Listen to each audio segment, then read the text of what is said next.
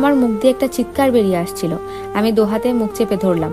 বিছানায় আরিফ ঘুমানোর ভান করে শুয়ে আছে। তার মানে ওই মহিলা যা বলেছিল তার প্রতিটি অক্ষর সত্যি।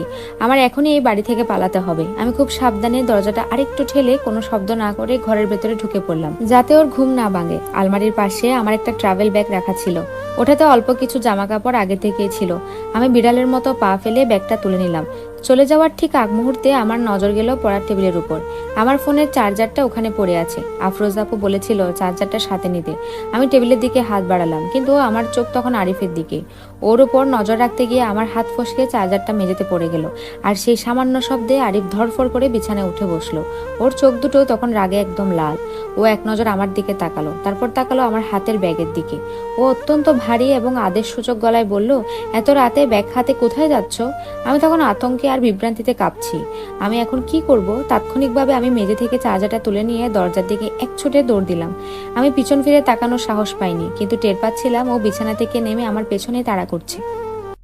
আমি পিছন ফিরে তাকানোর সাহস পাইনি, কিন্তু টের পাচ্ছিলাম আমার স্বামী বিছানা থেকে নেমে আমার পেছনেই তাড়া করছে। আমি ঘর থেকে বের হয়ে মেইন গেটের দিকে ছুটলাম। হাতের ব্যাগটা প্রথমে গেটের ওপারে রাস্তায় ছুঁড়ে ফেলে দিলাম। তারপর কাপা কাপা হাতে গেটের তালাটা খুলে বাইরে বেরিয়ে এলাম। রাস্তা থেকে ব্যাগটা তোলার জন্য আমি যেমন একটু ঝুঁকেছি, ঠিক তখনই পেছন থেকে আরিফ এসে খপ করে আমার চুল চেপে ধরলো। ও খুব নিষ্পাপ গলায় বলল, কি হচ্ছে এসব? তুমি পালাচ্ছ কেন?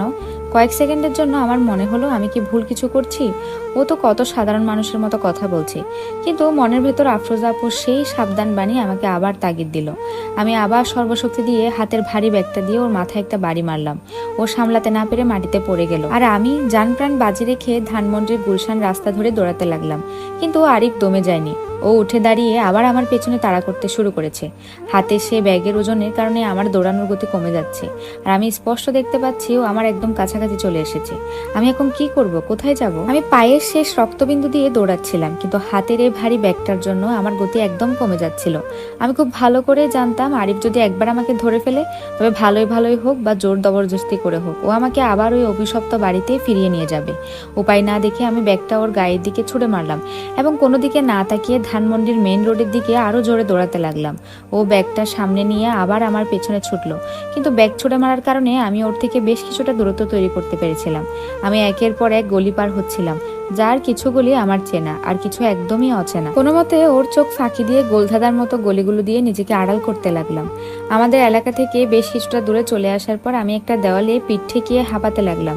বুকটা কামারের হাঁপড়ের মতো ওঠানামা করছিল। কিছুটা দূরে একটা মাঝারি গোছের হোটেল দেখতে পেলাম। আমার প্রথমে মনে হলো ভেতরে ঢুকে আশ্রয় নিই, কিন্তু পরক্ষণেই ভাবলাম আরিফ খুব সহজে